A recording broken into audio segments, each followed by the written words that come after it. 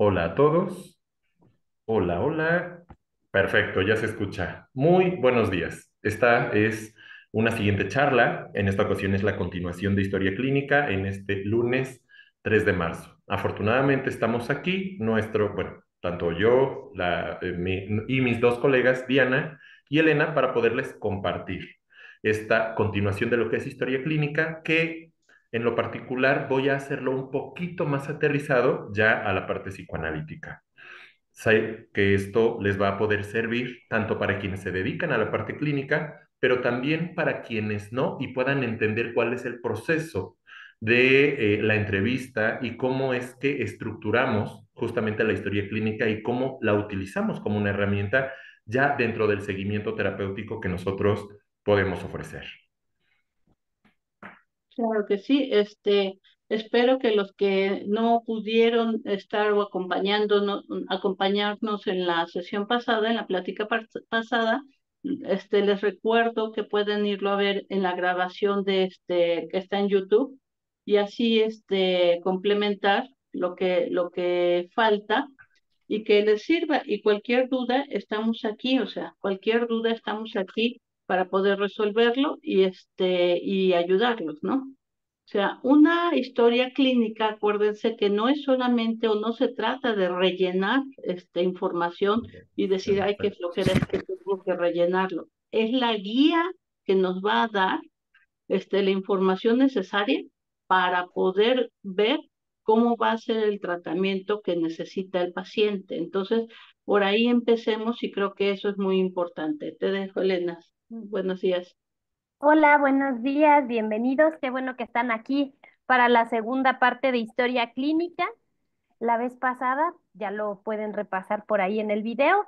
Nos quedamos más en ficha de identificación, motivo de consulta, descripción breve del paciente, donde hablábamos también de examen mental. Entonces, bueno, ahora vamos a profundizar más en aspectos psicodinámicos que hay que Sí. considerar para hacer una historia clínica completa, ¿no?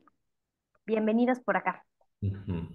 En este caso vamos a recordar justo que la historia clínica va a ser el primer vaciado de información donde vamos a tener en cuenta los datos muy generales de la persona, dónde vive, qué edad tiene, con quién vive, porque de esa forma vamos a poder tener una perspectiva general de cómo vive su vida una persona.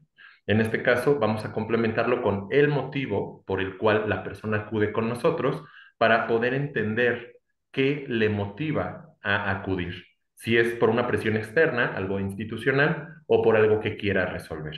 Más la descripción de cada una de las áreas, porque necesitamos tener esta información y entender cómo vive su vida tanto a nivel personal, a nivel familiar, qué hace cuando se enferma y de qué se enferma más seguido. Esta parte de con quién vive y cómo se lleva con las personas cercanas, que nos da una perspectiva de cómo va a vincularse incluso con nosotros en el consultorio.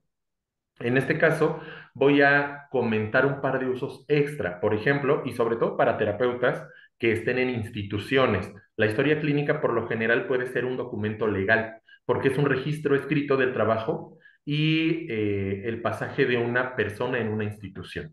Es decir, es la prueba de que la persona sí acudió a esa institución y hay algo con su nombre que ratifica que solicitó apoyo terapéutico.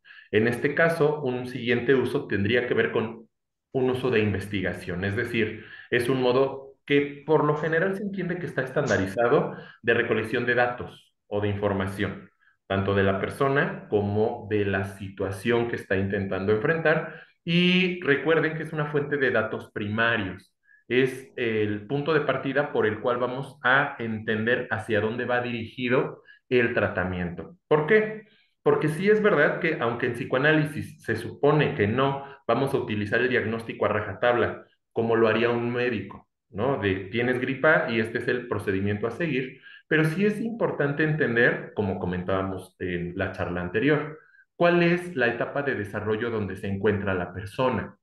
Porque es verdad que no es lo mismo que si tú tienes 40 años y tus papás se divorcian, a que si tienes 12 años y tus papás se divorcian. La forma en cómo se elabora esa situación es completamente diferente.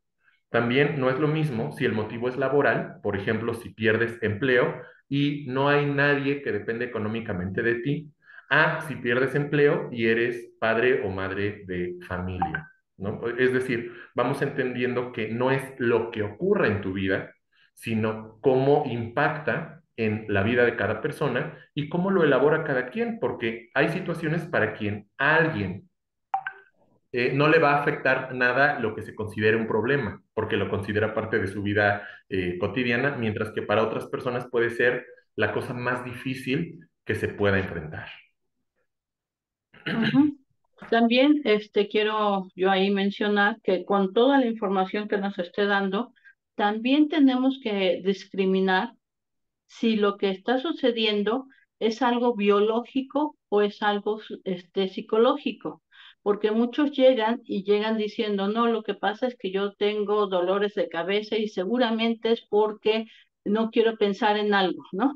Y nosotros les tenemos que decir, bueno, puede que sí, pero ¿y qué ha dicho el médico? O sea, porque nosotros también tenemos que darles juicio de realidad a los pacientes y decirles que hay que trabajar también el cuerpo y muchas veces los médicos son los que los mandan, perdón, con nosotros, porque de esta manera ellos ya discriminaron todo lo físico y ya nada más se queda lo psicológico o lo psicosomático y entonces dicen, necesitas tú ir a un tratamiento porque esto sale de mi capacidad, ¿no? Y creo que eso es trabajar con ética, o sea, también nosotros debemos decidir si esto sale de nuestra capacidad y decirle, pues a lo mejor tienes que consultar a un médico y a ver qué te dice y de esta manera podamos trabajar de manera mucho más efectiva. Entonces creo que eso es importante. Entonces cuando llegan con el padecimiento actual, que dicen es que yo tengo dolores de cabeza frecuentemente o yo tengo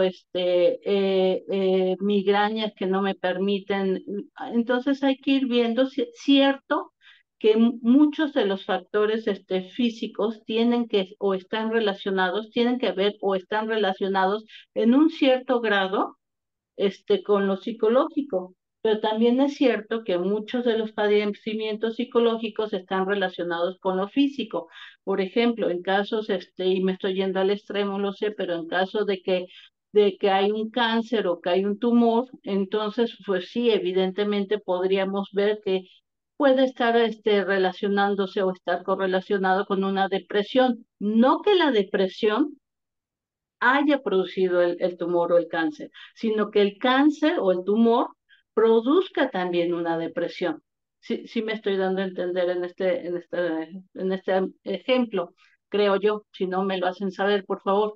Entonces nosotros tenemos que estar trabajando y muchas veces nosotros trabajamos con el médico porque el médico les dice, ve a trabajar esto por lo que está sucediendo y de esta manera el paciente puede salir mucho mejor, ¿no? Entonces, para el padecimiento actual tenemos que decirle o preguntarle a nuestro paciente o al que va a ser nuestro futuro paciente, porque aquí quiero hacer una aclaración, no porque lleguen, solamente ya son pacientes. Tenemos también que discriminar si podemos trabajar con ellos o no, y eso depende mucho justamente de esta historia. O sea, nosotros vamos a tener que ver si tenemos o que si lo que le ofrecemos le puede servir. Entonces llega con el padecimiento actual y le tenemos que hacer un escaneo o una serie de preguntas diciéndole desde cuándo tienes este padecimiento, cómo es, todo el tiempo es permanente, hay ciclos, cuándo has notado estos ciclos. Y voy a poner un ejemplo, por ejemplo, tristeza, ¿no? Que actualmente muchos llegan diciendo depresión, pero no porque digan depresión vamos a creer o entender que están hablando del cuadro de depresión que nosotros conocemos. Ellos a lo mejor solamente se refieren a tristeza. Entonces, desde ahí podemos empezar a preguntar a qué te refieres con depresión y ya entonces podemos entender de qué están hablando.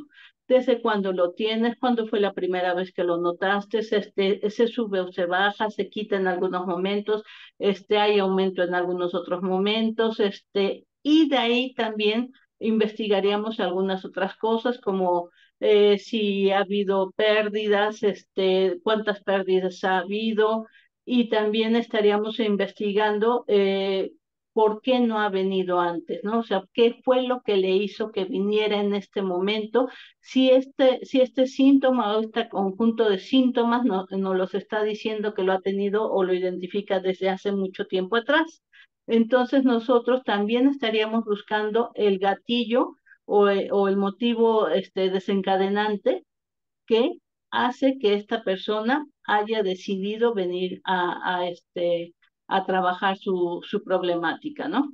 O si fue mandado, como lo dice Armando, en muchos casos esposos son mandados por las esposas, en las escuelas las maestras mandan a los niños a terapia, en el trabajo también llegan a mandarlos porque hay conflictos, puede ser un buen trabajador, pero hay conflictos en las relaciones interpersonales y entonces pues tendríamos que ver si es mandado o si él es el que lo quiere trabajar y ya que es mandado decirle o preguntar o indagar si realmente él cree que lo necesita o no, porque desde ahí vamos a empezar con un pronóstico que puede ser positivo, por llamarlo de alguna manera, o reservado que le llamamos, y reservado va más tirándole a que no vamos a conseguir algo importante con él, o nada. Y de esta manera, si él reconoce que sí necesitan la ayuda, entonces ya sería un paso importante para continuar. Si él dice que nada más es un requisito, pues es poco probable que nosotros podamos trabajar con algo de él y necesitamos en este momento de este periodo de hacer la entrevista o las entrevistas. Acuérdense que no lo hacemos en una sola, nos llevamos de 3 a 5 aproximadamente, de 3 a 5 entrevistas y podemos crear conjunto con el paciente el motivo de consulta, haciendo que él pueda ver a lo mejor sus síntomas como algo que le está causando conflicto y que si lo mejora, entonces pudiera funcionar. Si nosotros logramos hacer eso, puede que entonces establezcamos un buen motivo de consulta y que sí se pueda trabajar. Pero si él solamente dice, yo vengo porque es interesante, porque me mandaron en algunos casos, es también cuestión de estatus, de decir, es que yo vengo a psicoanálisis, no a una terapia como todos los demás, que también es cuestión de estatus, pues vemos que el pronóstico puede ser reservado, ¿no? Hasta aquí me quedo. En este caso vamos a entender que el objetivo principal de la historia clínica es una herramienta, no de recopilación de datos, sino de cómo la persona entiende su realidad. Aquí vamos a hablar de esta parte de historización. ¿A qué nos referimos con historización? Pues bueno, en psicoanálisis tiene que ver con cómo la persona actualiza su pasado, cómo habla del pasado.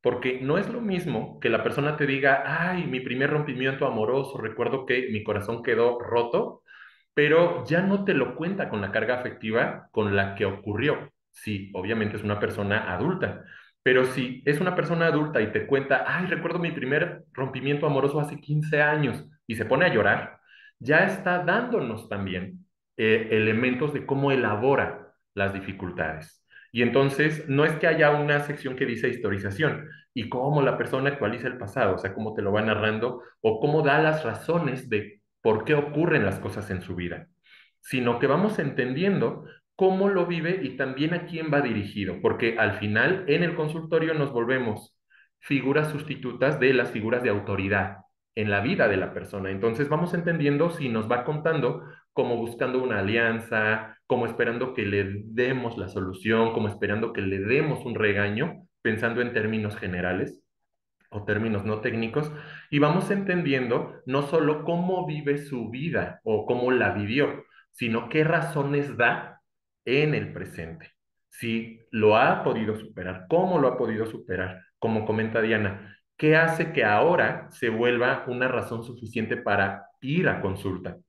¿Por qué no en otro momento? Y no como una pregunta de, oye, ¿y por qué vienes ahora y no después? ¿No? O sea, como un cuestionamiento, sino un legítimo entender, oye, ¿qué hace que esto que ocurrió hace tiempo se vuelva difícil de sostener ahora? ¿Por qué ahora? Vamos a pensar, ¿por qué ahora, en marzo de 2025? Y la persona nos puede dar estas razones Y aquí viene otro concepto, la elaboración. ¿Cómo elabora la persona las situaciones que están ocurriendo en su vida? ¿Cómo lo puede simbolizar? ¿Cómo lo puede verbalizar a otra persona? Porque una situación es que le preguntemos aspectos de su vida y otra que ya lo haya elaborado, que ya lo haya pensado. Muchas veces pasa que durante las primeras entrevistas el terapeuta pregunta cosas que la persona no le había dicho a alguien más o simplemente no lo había pensado. Oye, ¿cómo te sentiste de que dejaran de hablar? Y de repente la persona se queda en silencio y puede que sea un silencio resistencial de es que no te quiero decir, pero también puede ser un silencio reflexivo de no lo había pensado, ¿cómo me sentí? Pensando en el paciente. Y entonces este también es un elemento importante porque tanto se juega en la historia clínica y podemos entender cómo vive su realidad, como que ya es un elemento confrontativo para la solución de ese conflicto de la propia persona. En Ahí me efecto, gustaría justo retomar Sí. estas dos situaciones que plantean. Diana, por un lado, está hablando del trabajo interdisciplinario, que es muy importante. No solo descartamos la prioridad del tratamiento, o sea, es prioritario una intervención psicológica, pero además primero se tiene que intervenir médicamente y se canaliza con un especialista o se trabaja a la par, ¿no? Habrá situaciones donde se pueda trabajar a la par, cuestiones donde uno detecte una depresión clínica, Mm. o alguna cuestión, un trastorno de ansiedad, donde nos beneficiaríamos mucho de la parte, este, interdisciplinaria, ¿no? De trabajar médicamente, tu especialista, y nosotros la parte emocional. Y también me gustaría como retomar lo que dice Armando, esta parte de desde cuándo el paciente padece lo que nos está informando el día de hoy, ¿no? Nos ayuda a detectar justo este tiempo, en el que ha vivido de esta manera, cómo ha sido y por qué hoy acude a tratamiento, por qué razón, ¿no? ¿Por qué razón quiere dejar de vivir así? También esta parte nos ayuda a detectar duelos no resueltos o duelos complicados, ¿no? Entonces me comentan, se murió tal persona o corté con tal persona hace 15 años, pero siento que hasta el día de hoy lo sigo trayendo, ¿no?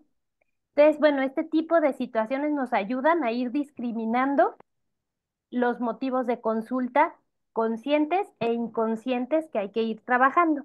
Otro de los factores muy importantes es el posible pronóstico por el apego a tratamiento que uno ve que puede tener la persona. No es lo mismo llegar por nuestro propio pie, por intereses propios, como decían, a que nos refiera a alguien para ver si cumple un requisito y mi esposo me mandó a tratamiento. Bueno, ¿y tú quieres venir? Pues bueno, sé que tengo que venir, ¿no? Porque si no me dejan.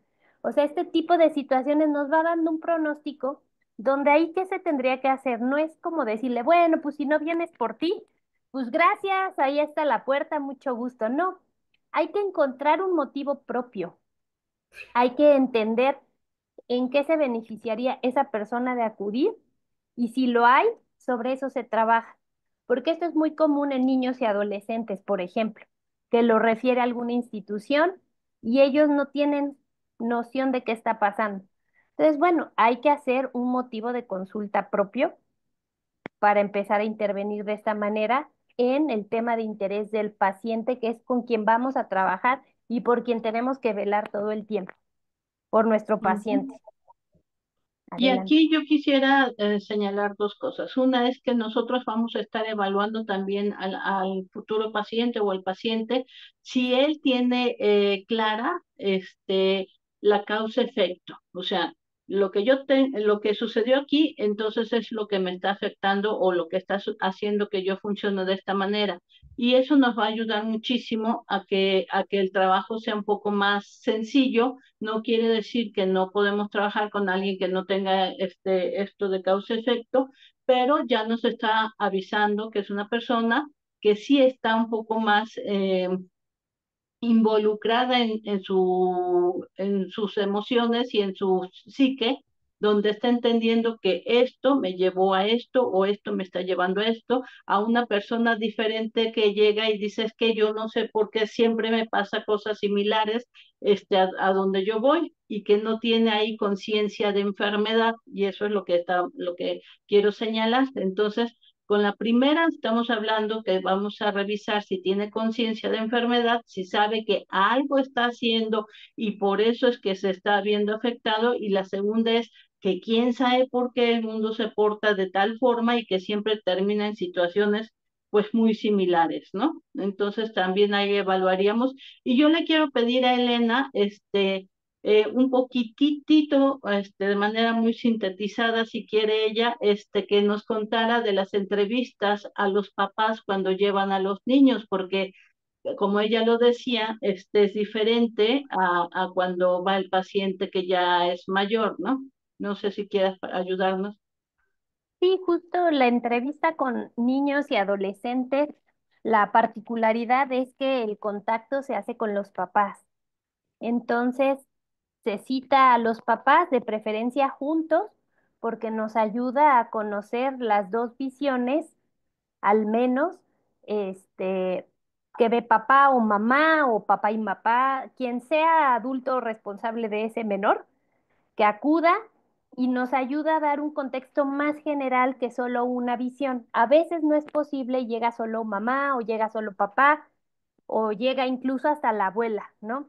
Que se hace responsable del niño o que acude a tratamiento con el niño porque el niño llega a pedir a la abuela apoyo y a veces los papás no aceptan y la abuela dice yo me hago cargo y yo lo llevo, ¿no? Entonces, bueno, trabajamos con quien nos lo traiga haciendo una historia de desarrollo. Ahí es mucho más importante hacer la historia de desarrollo comprendiendo hitos importantes como control de esfínteres, las primeras separaciones, cuando acudió a la escuela, la parte social, si tienen amigos o no, relación con la autoridad, si hubo si se amamantó o no se amamantó, cómo fueron toda la parte evolutiva, es muy importante en niños porque nos va dando la pauta de si hay algo en el desarrollo que pudo quedar ahí como una huella a que tengamos consideración. Entonces, podemos hacernos un panorama general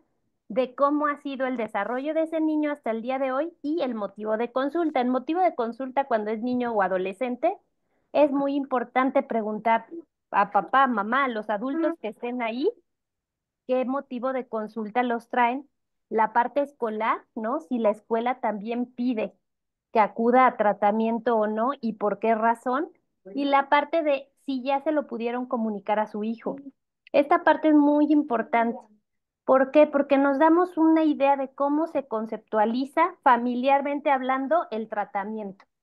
¿No? Muchos papás pueden decirnos con pena, no, es que me da mucha pena porque va a pensar que está mal algo con él, ¿no? Entonces ahí uno puede explorar qué piensan los papás de traer a tratamiento al niño o al adolescente para tener un pronóstico de la idea familiar del tratamiento. ¿Por qué es importante?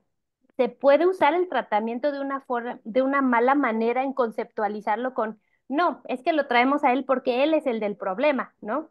Entonces ahí ya nos van dando la pauta de que todo se le está poniendo al paciente identificado, alias el niño o el adolescente, y hay poca noción familiar de qué hace cada quien para contribuir en lo que esté pasando, ¿no? Cómo lo apoyan, cómo no lo apoyan, etcétera. Entonces es muy importante siempre con papás tener esta idea, ¿no? Cómo lo están viendo, cómo se habla del tratamiento, qué esperan del tratamiento y se hace el encuadre con los papás primero son de 3 a 5 entrevistas para el desarrollo. Si los papás son separados, muchas veces nos dicen, yo no quiero ir con él al mismo tiempo, entonces alguna entrevista será con mamá, otra entrevista será con papá por separado, y se va hablando como todo el tiempo es el focalizarlo en el niño o el adolescente, no en papás ni nada, ¿no? Pero ¿qué pasa si nos dan alguna información que no le corresponde al niño saber? No se la comunicamos. ¿Por qué? Si me comentan, es que él me ha sido infiel y por eso me separé y todo, uno pregunta, ¿qué sabe el niño del motivo de la separación? ¿Cómo se habló con él o ella el motivo de la separación? Entonces nosotros trabajamos realmente con eso. No se trata de nosotros ir y decirle a nuestro paciente, al niño, ah, pues fíjate que tu papá anduvo con alguien más. Pues no, esa parte no va a pasar. Tenemos que entender cómo se le dijo al niño, qué cree el niño de la separación y ya el resto lo trabajaremos con él. Entonces, con los papás es muy importante hacer también conciencia de la confidencialidad. Es confidencial lo que nos comente el niño, siempre y cuando no esté en riesgo. Si está en riesgo, se rompe la confidencialidad, se le avisa primero al paciente, niño o adolescente, oye, esto lo tenemos que comentar con papá y mamá porque está siendo riesgoso para ti. Lo podemos hacer juntos o lo podemos hacer o lo puedo hacer yo por separado. Se acuerda y se comenta con los papás. Es bueno establecer más o menos una frecuencia de seguimiento con los papás. Cada 2 meses nos podemos reunir en una entrevista aparte que no sea la hora de la sesión del niño para retroalimentar qué está pasando, siempre guardando confidencialidad, pero sí un repaso general de lo que está sucediendo en la vida de su hijo. Bueno, hay muchísima más información. Si quieren, un día nos echamos unas, específica en niñez y adolescencia, porque hay más detalles, pero a rasgos generales es lo que les podría decir de niños y adolescentes.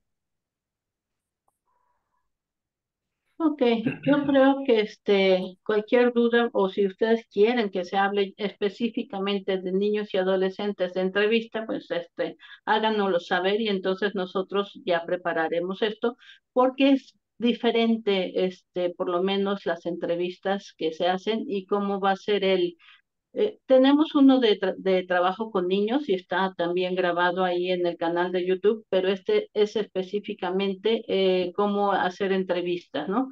Incluso aquí llegamos a involucrarnos un poco con también la información de los profesores, si lo mandaron de la escuela, y como dijo Elena, la información que a nosotros nos dan los papás solamente todo se lo debemos dar a nuestro paciente, que es el niño, excepto si no le incumbe. O sea, es que es mi segundo matrimonio y yo tengo otros hijos y eso no lo sabe. O sea, pues esto no le tocaría o usted quiere informarle y cómo se va a hacer el plan de tratamiento y con los papás, ¿no? Entonces, o que cualquier cosa que no tenga que ver con ellos, es que las peleas son muy fuertes entre papá y mamá, a veces cuando hay divorcios, y entonces de esa manera eso no le toca a él, nada más informarnos o informar o preguntar que cómo son si está ahí el niño presente o no y cómo lo vive, y a lo mejor eso sí podríamos hacerlo, pero aquí con lo que quiero llegar es una discriminación de información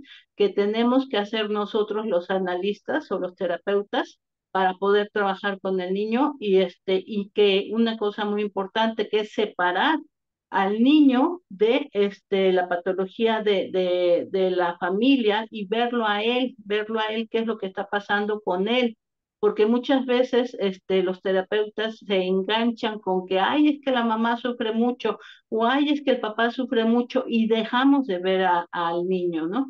Entonces, es importante eso. Entonces, si quieren ustedes, nos informan y ya nosotros preparamos. Otro de los puntos importantes es lo de historia familiar. Creo que aquí ya podemos saltar a este punto de historia familiar. Y como dice el título, historia familiar, pues habrá que ver la historia de la familia. ¿A quiénes vamos a meter en esta historia familiar o a quién va a meter, mejor dicho, el paciente en esta historia familiar? O sea, tiene que meter, obviamente, a las personas de su núcleo, a las más cercanas, y con esto me estoy refiriendo a las más cercanas, y no digo papá y mamá, porque a veces hay casos en donde el papá o la mamá no están presentes o se lo dejaron a la abuela entonces el núcleo que conforme su familia. Puede ser papá, puede ser mamá, puede ser padrastro, porque hay muchas ocasiones que es el padrastro o la madrastra que como se separó, murió, no sabemos cualquier caso, entra esta otra figura y entonces esta figura viene siendo la más importante. preguntamos sobre los hermanos, preguntamos también un poco sobre el origen de los abuelos o preguntamos un poco de la historia de los abuelos, sobre todo si intervienen en la educación o en toma de decisiones de la familia. ¿Qué tan atrás nos vamos? Nos vamos solamente lo que el paciente considere que son sus figuras importantes. Si yo tengo una bisabuela o llegué a conocer a mi bisabuelo y ese me marcó, entonces sí lo tomamos. Pero si yo nada más ando con mis tías o con mis tíos o con mis abuelos, del lado materno y del lado paterno, pues sí preguntaremos algo del lado paterno, pero nos enfocaremos más al lado materno, en donde este paciente está pues más allegado y sus relaciones son más nutridas con estos familiares. Y de esta manera también entonces vamos a poder entender cómo es la psicodinamia, cómo funciona el paciente con estas personas cercanas. Evidentemente estoy hablando del paciente hacia arriba, pero también está del paciente en su mismo nivel. ¿Qué quiere decir eso? Hermanos, hermanas, primos que sean significativos para él. Y si el paciente ya es mayor o ya tiene, bueno, puede ser caso de que no sea tan mayor y tenga sobrinos o personas que están mucho más jóvenes que él, y si les son de importancia, entonces también las tomamos para ver esa historia y que de esta manera quede nosotros la información más nutrida. Hay casos como que dicen, es que yo vivo con una prima o con un primo, pero en realidad lo considero como mi hermano, pues entonces esa persona tendrá que estar dentro de la historia familiar. Y eso es lo que nosotros vamos a tener que investigar. Obviamente, si escuchan todo esto que estoy diciendo, no acabamos una entrevista en una sola, pues sí, Decisión. sesión o en un apartado. O sea, no podemos, se nos acaba el tiempo rapidísimo, ¿no? Aquí lo dejo. Hablando justamente de la recopilación de la información, es decir, de historia familiar, vamos a tener en consideración este tipo de elementos. Creo que sí se alcanza a ver, lo puse como rápidamente, es decir, tanto la representación de mujeres o de hombres, la representación de embarazos o de abortos y de mascotas, ¿no? O sea, lo representé de forma muy general. Es decir, sí vamos a recopilar información real de las personas directas en su familia, padres, hermanos, hijos y cómo se lleva con ellos. Y a partir de ahí, como comenta Diana, ¿quién es relevante en su familia? No es porque tengamos que hacer la historia familiar del abuelo, bisabuelo, ¿no? O sea, como las 5 generaciones arriba y 5 abajo, no, pero sí poder entender de forma general cómo se conocieron sus papás, por ejemplo, cómo es que decidieron iniciar una relación, qué dificultades han tenido. Hablando de papás, hablando de hermanos, datos como cómo se llevan, qué actividades hacen juntos, si hay dificultades, qué pasa, no necesariamente cómo las resuelven, porque a veces eso sugiere también, ¿no? Oye, ¿cómo lo resuelves? Cuando a lo mejor la persona ni siquiera lo ve como un problema, o a lo mejor la persona ni siquiera se ha sentido capaz de resolverlo. Oye, cuando discuten, ¿qué más pasa? Y ya después, depende de lo que nos diga, ya podemos ir preguntando. Si la persona menciona la presencia de mascotas y convivir con la mascota habitualmente es cuando lo mencionamos. No es porque, ay, es que hay un perro en la azotea y nada más subo una vez a la semana a darle agua, pensando, o sea, en un caso así extremo. Pues no se toma en cuenta, no porque no sea importante el animal, sino porque no es importante para la historia clínica. Pero si te dice es que cuando llego el único que me hace compañía es el ratoncito que se pone en mi cabeza y me ayuda a cocinar, ah, bueno, entonces vamos a entender que para esa historia, ese ratón sí forma parte de la familia y forma parte esencial de alguien que le hace compañía.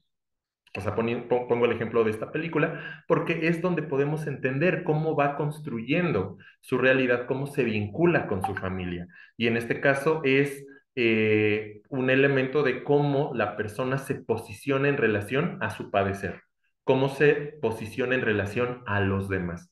Porque muchas veces vamos como, es que los demás hacen, me dejaron de hablar, me hablan, me agreden. Ok, y ahí vamos complementando, es decir, integrando también la persona qué hace en esas situaciones, si lo vive como una dificultad o no. Porque recordemos, no es lo mismo que la persona te diga, que de repente diga Elena, ay, es que me peleé con mi hermana y nos dimos golpes y nos aventamos cuchillos. Ay, ¿qué más pasó? Ah, nada, pues es que lo hacemos a cada rato, pero ya en un par de días se le baja y ya el fin de semana vamos a vernos normal. Y de repente es así de, ah, ok, va que va. Y a veces hay personas que hasta te preguntan, oye, ¿y cuándo fue la última vez que te peleaste a golpes con tu familia? Y es así de, ah, y podemos entender cómo vive esa situación, como problemática o como habitual, ¿no? O sea, nuevamente pongo un ejemplo muy extremo, porque sí hay personas que lo viven así. Gritos, golpes, agresiones, que se pueden vivir como algo sin una relevancia trascendental. Y hay otras personas que pueden, ah, es que me vio feo. O, ¿cómo lo sabes? Ah, es que la vi a lo lejos y no me respondió el saludo, ¿no? Y de repente, y es que es un súper problema, yo creo que me odia. Y entonces vamos entendiendo tanto lo que pasa como la forma de elaborar de la persona lo que sucede, qué tanto algo puede ser problemático y qué tanto algo puede ser habitual. Aquí rapidísimo, ya nada más hago este comentario. ¿Cómo preguntamos sobre los abortos? Porque generalmente no nos dicen de los abortos, o sea, nada más dice tengo un hermano, o sea, pero generalmente no. Nosotros vamos viendo en su historia cuándo nació él o cuándo nació su hermano, no importa, y luego cuándo nació el otro, y de repente vemos que más o menos están, por ejemplo, cada 2 años, y de repente vemos que uno está como en 3 o 4 años de diferencia y preguntamos, ¿hay algún aborto? Digo, eso es una señal como para poder entender o tratar de entender por qué hay una diferencia, porque hay una diferencia entre embarazos y embarazos. Y ahí ya les preguntamos, ¿hay algún aborto? Y entonces ellos suelen decirnos sí, no. ¿Y qué sabes del aborto? ¿Qué sabes sobre el aborto? Y algunos empiezan a fantasear, yo creo que era un hermanito, que era una niña, o que era o que iba a ser, y yo creo que el aborto se debió a no sé qué, o sea, dejamos que toda la fantasía salga, aunque no lo sepa, o sea, aunque el paciente en realidad no lo sepa. Muchas veces algunos pacientes me dicen, es que no lo sé, pero lo voy a investigar. Bueno, eso realmente no importa tanto, en cuestión de que lo investigue, se agradece porque se escucha que el paciente considera que es una información que tiene que saber y que está más comprometido con su tratamiento o que quiere estar comprometido con su tratamiento, pero en realidad lo que a nosotros nos gusta más saber es toda la fantasía que se despierta respecto a justamente a estos abortos. También si el aborto fue espontáneo o si el aborto fue provocado, que también eso tendríamos que saberlo y qué es lo que piensa, por qué se dio así y cómo obtuvo esa información, si se la dieron sus padres o si se enteró por otros medios alternos, ¿no? Pero es importante saber justamente esa historia. Ahora, vamos aterrizando también en lo que llamamos objeto en psicoanálisis. Un objeto es cualquier cosa que podamos representar mentalmente, es decir, pueden ser cosas, una computadora, un celular, pueden ser animales o plantas o pueden ser personas, incluida la propia persona. ¿Por qué es importante entender esto? Porque hablamos algo que se llama elección de objeto. ¿Y a qué nos vamos a referir? Pues el tipo de personas, situaciones o cosas que va a rechazar la propia persona y el tipo de personas, situaciones, cosas que va a buscar, tanto de forma consciente como de forma inconsciente. Aquí ya vamos entendiendo el qué es importante para la persona, cuáles son las características con las que se va a sentir cómoda o incómoda, el tipo de trato que va a buscar por parte de el exterior y también cómo va a tratar a las personas a su alrededor. Si es que un comentario agresivo lo va a vivir como una broma y algo muy gracioso, o lo va a vivir como una agresión y algo que se tenga que resolver, o algo sin importancia. Aquí en la elección de objeto tiene que ver con la elección de las personas con las que convive, llámese amistad, llámese familiares, pero también las relaciones amorosas. que regresamos a este punto. Es importante el tipo de persona o personas que va a buscar para sentirse satisfecho o satisfecha. Muchas veces, y hablando del trato con adultos, así como Elena se enfoca más en la parte infantil, en mi caso, me enfoco más en la parte de adulto y en la parte de pareja. Entonces, ¿qué pasa? Muchas veces pasa que tal vez la persona no se siente cómoda teniendo una sola relación de pareja. Y entonces, ¿qué pasa? Podemos escuchar si una de las soluciones en su vida cotidiana es la infidelidad, es decir, fingir o mentir, diciendo soy monógamo o monógama y yo te amo solo a ti, pero teniendo una doble o una triple vida. O si la persona es clara y le dice a la persona con la que pretende iniciar una relación amorosa, oye, yo no puedo darte exclusividad. Y esta es la forma en cómo yo me vinculo. Las situaciones son bien diferentes, porque la segunda no implica infidelidad.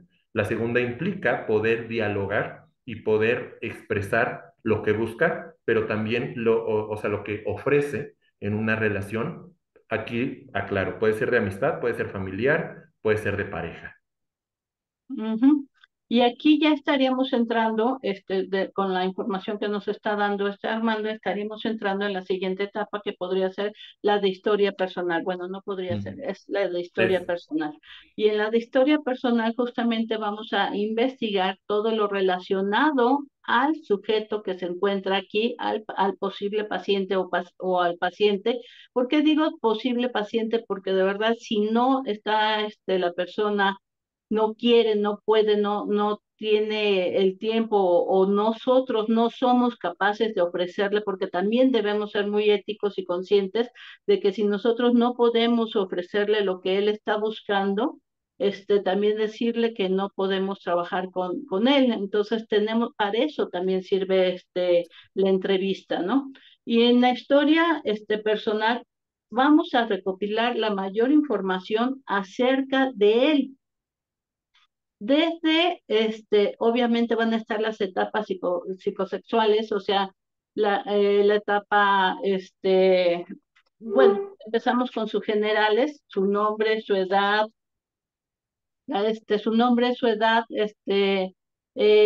por qué le pusieron ese nombre, y de ahí vamos a empezar a revisar, por ejemplo, la etapa oral, vamos a preguntar si fue amamantado, cuánto tiempo fue amamantado, si sabe por qué se tomó esa decisión, la etapa anal, control de esfínter, vamos a estar preguntando control de esfínter, vamos a ver hasta cuándo utilizó pañales, si sabe quién le quitó también los pañales, la etapa fálica, la etapa, no sé, en qué vamos a ver también, en cómo le fue en su etapa escolar, y ahí vemos todo a un resumen, en forma de un resumen, cómo le fue en la escuela, qué pensaban de los maestros de él, qué es lo que decían, o de qué decían los maestros hacia sus papás, que si era aplicado, aplicada, que si era el más latoso, que si no se podía quedar sentado, si él cumplía con las tareas,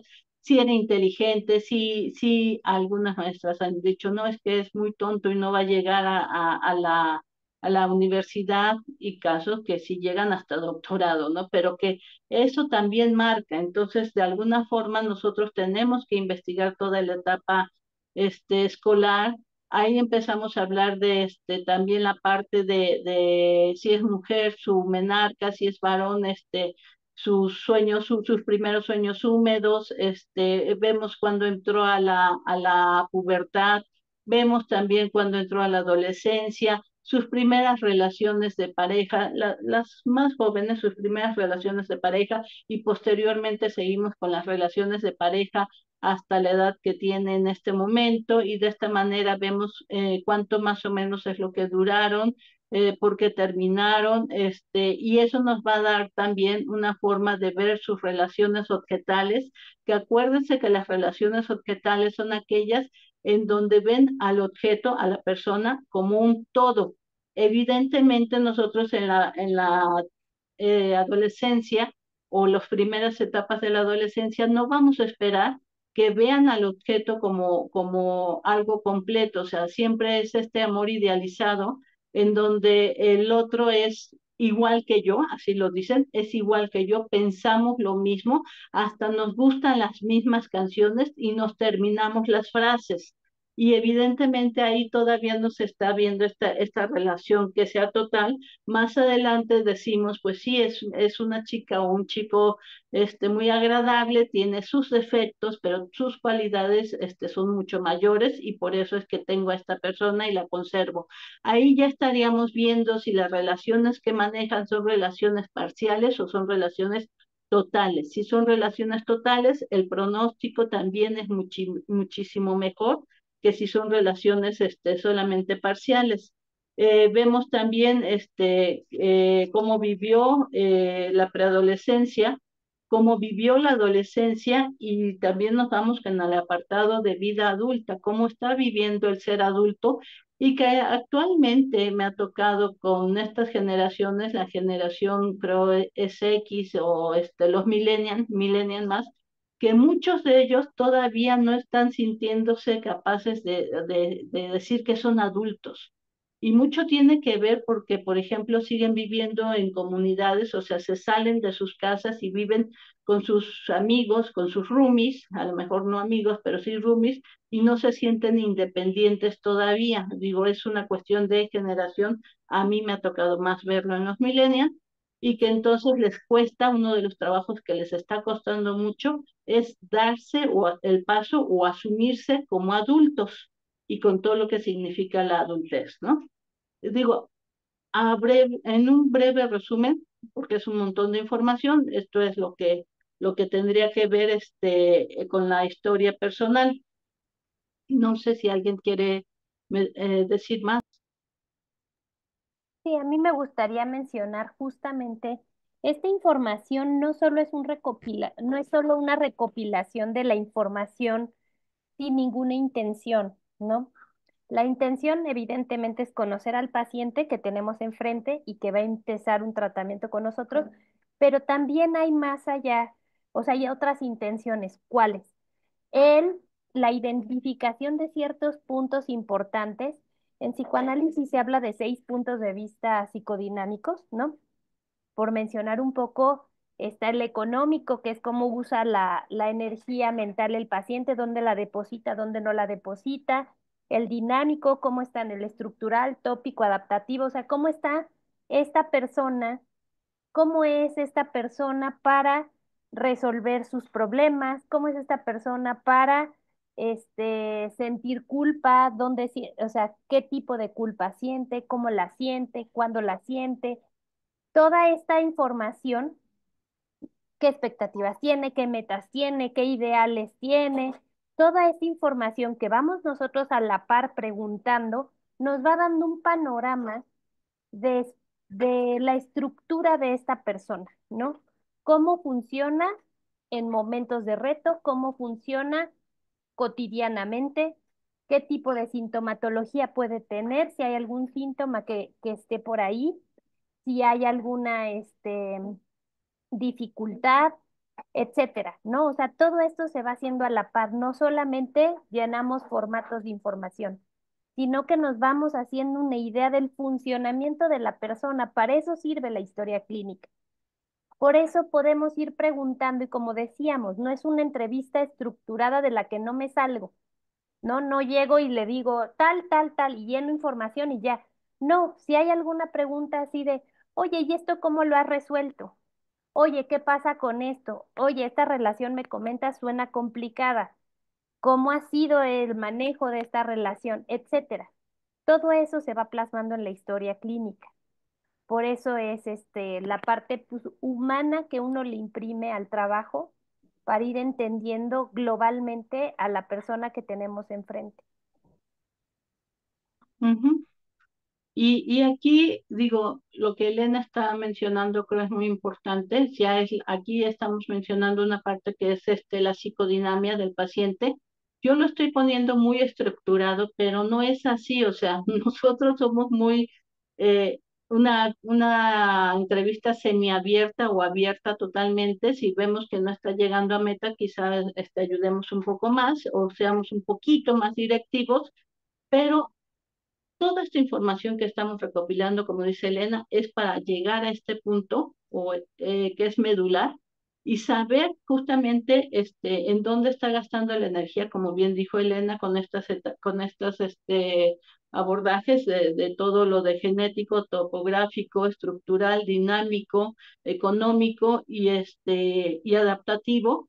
Y luego tenemos que empezar a evaluar también las áreas libres de conflicto, porque nosotros podemos que estar siendo la laboral, la personal, la familiar, también los hobbies, o sea, el divertimento, y me falta creo una, pero nosotros vamos a estar elaborando, viendo a dónde dispone toda la energía, como ya lo mencionó aquí Elena, y cómo están sus áreas.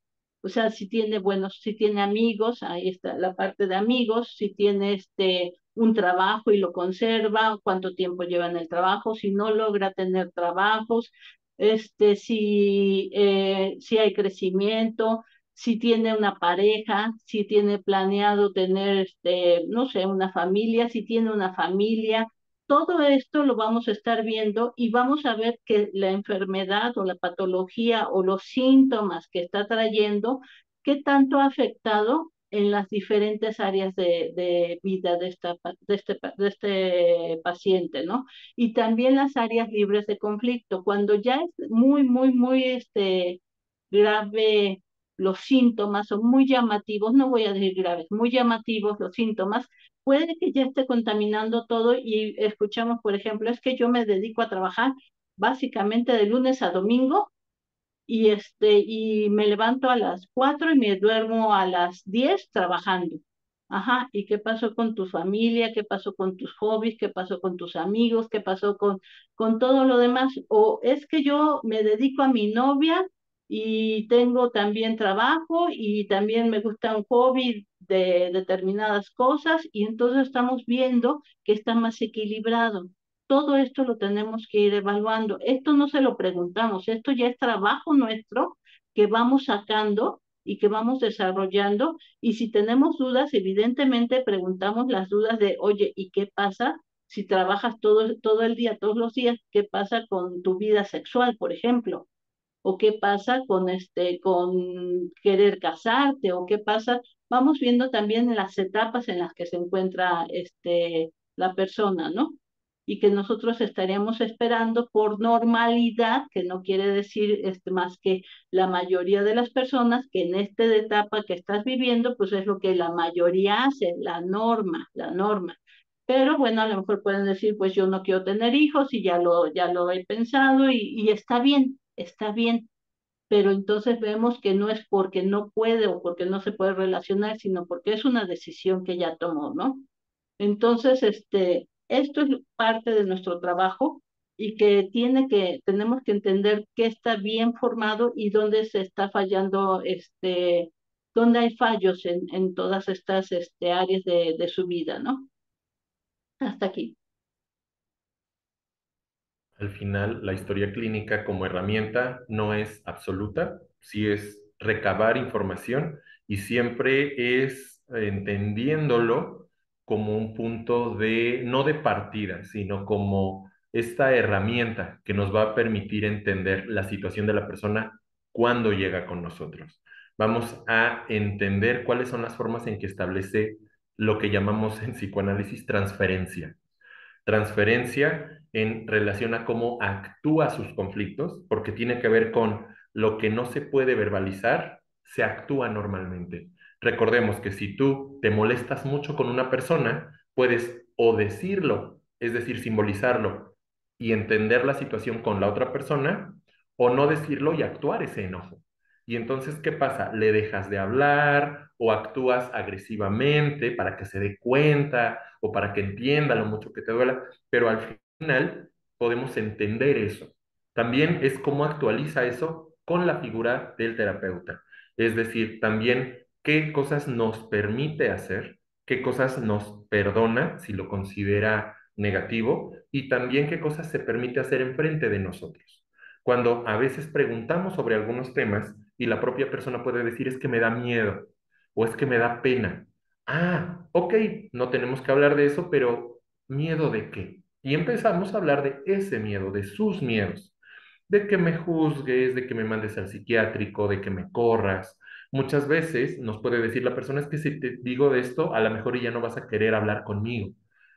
¿No? Y de repente es de, ¿por qué no querría? O sea, lo pensamos de forma personal, obviamente no lo actuamos porque nuevamente sería engancharnos con la parte transferencial de la persona, pero sí entender que está teniendo un miedo y que así como hay áreas fuera de conflicto, hay áreas en conflicto y vamos a, siempre es integrar ambas y vamos a entender qué hace que esta sea un área de conflicto y qué hace que este tema en particular le genere miedo, tristeza, angustia, ambivalencia, si es porque acaba de padecer de un duelo, una pérdida real, si es porque realmente está en depresión o, como mencionamos al principio de esta charla, si está teniendo una situación médica, algún tumor, algún cambio hormonal por menopausia o andropausia o adolescencia, porque muchas veces también pasa, pero también si no tiene que ver con eso y la persona realmente está padeciendo un terror a el rechazo o a la agresión por parte de la figura del analista, es decir, de él o de la terapeuta.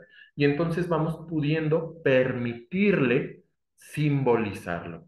¿No? Esto ya forma parte más del tratamiento, pero ya en la historia clínica sí forma parte de aquello que vamos a poner como notas terapéuticas, como entendiendo cuáles son estas áreas difíciles, lo que comentaba hace rato, cómo actualiza o cómo es la actualización de su problema. ¿A qué le llama problema?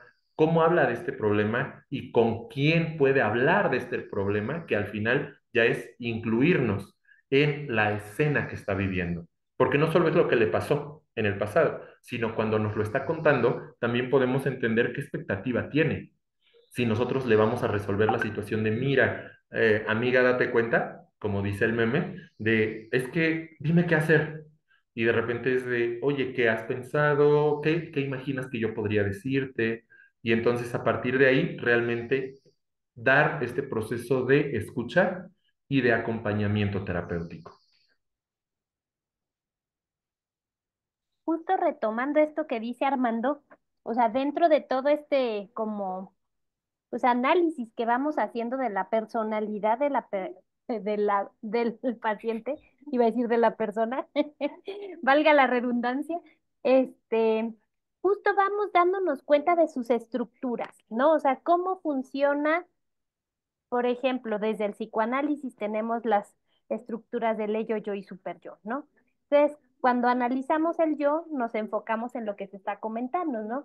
Áreas libres de conflicto, fortaleza ante cambios, si la persona espera que el mundo se adapte a él o él se adapta a lo que venga, ese es un punto muy importante. Cómo resuelve el día a día, eh, cuestiones de atención, cognitivas, etcétera, ¿no? Esa sería como un análisis del yo. La parte del ello se pregunta cómo eres cuando te enojas, qué haces cuando te enojas, cómo reaccionas cuando algo no sale como tú lo esperas, etcétera, ¿no? Ese sería un análisis más de la parte impulsiva del yo, diga, del ello. Y la parte del super yo estaríamos evaluando culpa, este, cómo eres cuando algo pues se puede responsabilizar como hacia ti, ¿no? ¿Cómo lo manejas? ¿Qué ideales tienes? ¿Hacia dónde quieres llegar? ¿Qué metas quieres cumplir? Entonces, así se va haciendo como en lo coloquial el tema que se escucha tan teórico de esta parte psicoanalítica. Así lo preguntamos, no es una cuestión teórica de clases donde la persona siente que llegó a un interrogatorio casi, casi judicial, ¿no? Entonces, bueno, poquito para que se vea esta parte humana, empática. Y si la persona tiene que hablar de un tema que no está en mi lista, lo escuchamos, ¿no? No somos cerrados en este aspecto de decir, no, no, no. Luego me cuentas, ¿no? Cuando ya acaben las entrevistas, no.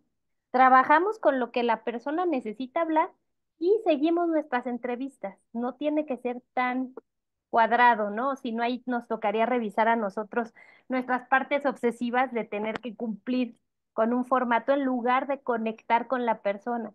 Desde las entrevistas, el vínculo es lo prioritario. Tenemos que conectar con el paciente para que el paciente también llegue a tratamiento. O sea, no es fácil y quienes hemos acudido a consulta, no es fácil llegar y hablarle de nuestras intimidades, de nuestros defectos, de nuestras penas a alguien que no conocemos.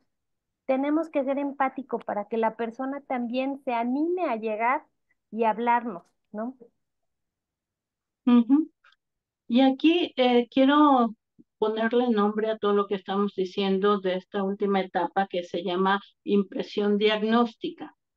Impresión diagnóstica o diagnóstico, si nos vamos más técnicos, quiere decir que nosotros vamos a estar evaluando con toda esta información que tenemos, con toda esta información, vamos a estar evaluando qué es el posible pues, sí, padecimiento, el posible padecimiento que tiene el paciente, ¿no?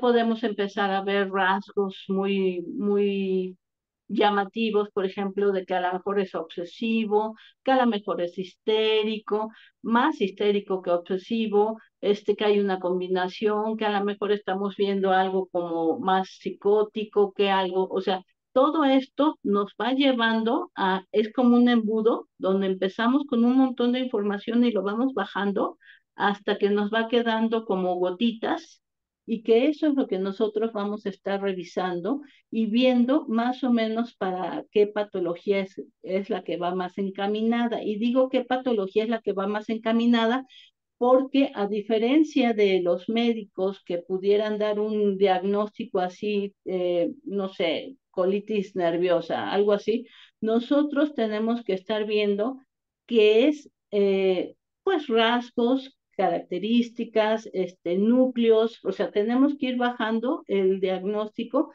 no solamente a una cosa, sino tenemos que irlo completando con toda la información que nos está dando y entonces defensas, o sea, mayoritariamente utiliza defensas de tipo primitivo o más evolucionados y todo eso nosotros nos da un panorama de cómo es el paciente, de cómo es la persona, de cómo funciona, de cómo es su estructura, para que nosotros podamos ir ya ahora sí a un posible tratamiento.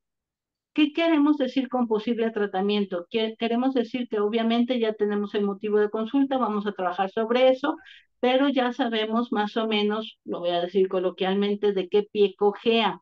O sea, como si es una persona con rasgos paranoides, pues entonces si yo le estoy pregunte y pregunte y pregunte, puedo levantarle justamente estos rasgos paranoides, ¿no? Si es una persona que es histérica o que tiene rasgos muy histéricos o va más hacia lo histriónico, pues entonces no le preguntaré tanto cómo se siente, sino le preguntaré qué piensas. Pero si es una persona con rasgos obsesivos o que va más a lo obsesivo o más en el carácter anal, pues entonces no le diré qué piensas, porque si le digo qué piensas, pues me saca todo un chorizo y una tesis acerca de lo que piensa. Entonces, tenemos que ir viendo qué estrategias son las que se van a aplicar para el tratamiento de cada paciente, ¿no? Y digo, lo estoy diciendo a un modo muy general, ¿no?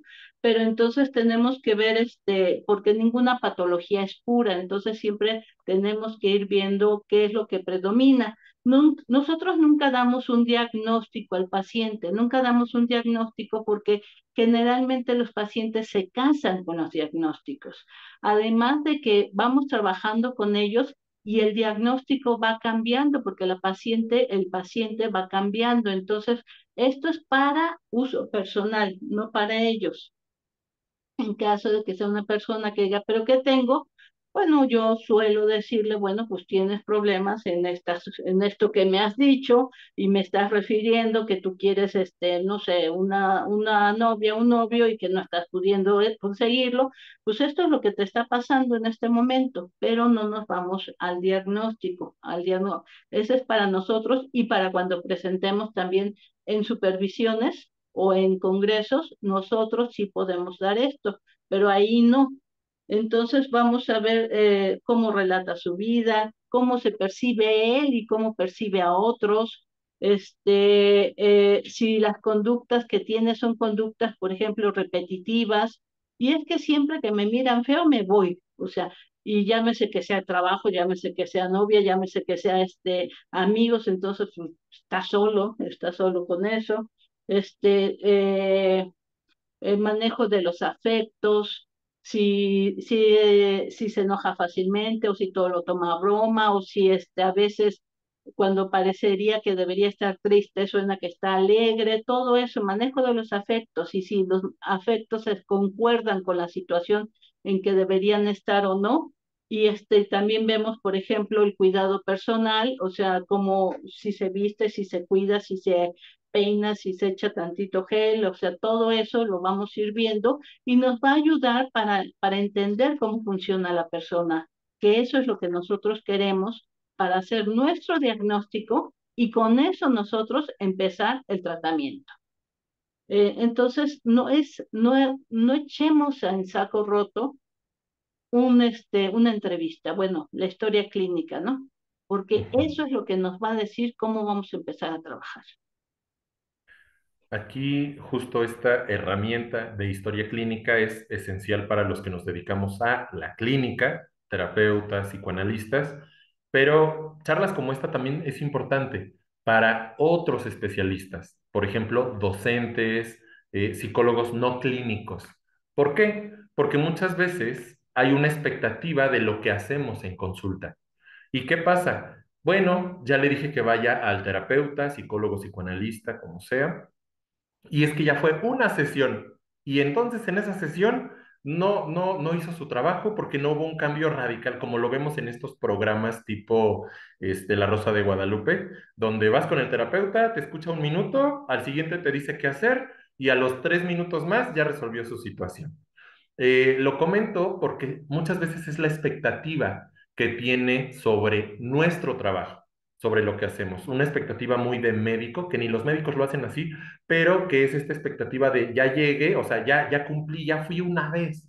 Y entonces es, no, entender que se trata de un proceso. Y así como muchas veces puede aguantar la persona meses o años o a veces décadas su malestar, ir a consulta también es un proceso que va a tomar cierto tiempo. Tal vez no meses o años, en algunos casos tal vez sí, pero en la mayoría, pues no. Tiene que ver con cómo elabora, cómo comparte, cómo entiende su realidad. Y que en una sola vez, como comentamos al principio de esta charla, no va a ser suficiente. O sea, voy a escuchar a lo mejor Jesús o Enrique, los tomo porque están los nombres aquí en la pantalla, pero a lo mejor van a sesión y a lo mejor la primera vez alguno de los dos tuvo una excelente noticia, ganó la lotería o lo ascendieron de empleo. Y justo esa primera consulta se torna más extrovertido, más seguro, más animoso de lo que normalmente es en su vida cotidiana.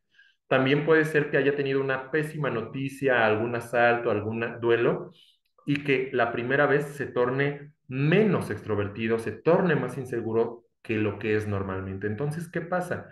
Por eso Diana incluso dijo hace rato, de 3 a 5 idealmente, sesiones de entrevista que ya son terapéuticas, pero es donde vamos a entender si la persona funciona así habitualmente.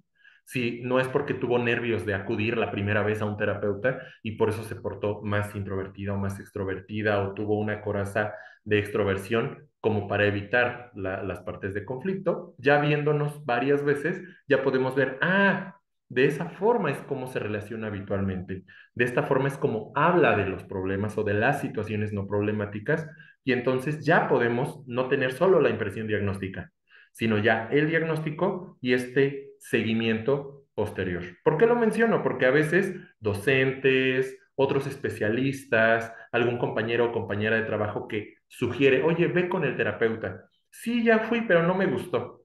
También es súper válido, porque las primeras sesiones es donde descubrimos, que es ya este otro elemento, por más buen terapeuta que sea Elena, que sea Diana o que sea yo, por más buenos que seamos, un elemento básico es que la persona que acude con nosotros se sienta cómoda hablando de su intimidad. Es decir, que se sienta cómoda hablando de lo que normalmente no habla con otras personas y suficientemente resistente como para no tener una respuesta de hazle así. Oye, ¿por qué no le haces de esta otra manera? Que normalmente es lo que como familiares o amigos llegamos a hacer con nuestros conocidos. Sí, Básicamente esto sería lo de historia clínica. Si quieren que les ayudemos con historia clínica, tenemos el grupo de supervisión y ahí nosotros podemos estarles ayudando a afinar y justamente para dar un posible diagnóstico o una impresión diagnóstica, que es su nombre correcto, y que entonces puedan tener una idea de cómo para dónde dirigir el tratamiento, ¿no? Es un elemento importante, acuérdense también, bueno, eso ya entraría en la otra parte que es hablar del encuadre, ya lo hemos hablado también, si gustan ir al canal, ahí lo van a poder encontrar la parte del encuadre y para qué sirve el encuadre, y si gustan revisar ahí, hay información que creo que es muy valiosa para que de esa manera puedan ir viendo los temas que les interese. Estamos nosotros, les recordamos, todos los días lunes, salvo algunas excepciones, dando grupo de supervisión a psicólogos que quieren avanzar y crecer un poquito más en su trabajo y con sus pacientes, y que tenemos varios casos de éxito donde se sienten muy contentos y nosotros también del crecimiento que ellos han tenido. Y también tenemos casos donde a veces las personas dicen, pues no es mi área, o sea, yo creí Ujú. que sí, pero no es mi área. Entonces, bueno, pues también es una forma de que puedan ellos ir creciendo en otro lugar o en otra forma que sí les funcione. No sé si tengan dudas, preguntas, comentarios acerca de esto, si lo quieren dejar aquí o en el chat general o ir directamente al canal. Ahí entonces podrán hacer preguntas y nosotros con todo gusto, en cuanto veamos, las podemos contestar. ¿Algo más que quieran añadir? No sé. Nada más Armando, reiterar que los esperamos y que cualquier duda nos pueden contactar con mucho gusto. Y que gracias por acompañarnos. Al final acudieron bastantes, eso nos da mucho gusto que estemos aquí todos. Por el momento entonces queda despedirnos. Cualquier duda que se les ocurra, si no es en este momento, de todos modos pueden acercarse con nosotros, mandar un mensaje al grupo de Conócete y con todo gusto lo respondemos. Si no, nos vemos el siguiente mes en la siguiente charla o las siguientes semanas en este horario de 9 a 10 y media para las supervisiones de las personas que deciden acercarse con nosotros para que podamos acompañarles en el proceso de ir puliendo su trabajo como terapeutas. ok, gracias, bonito mes.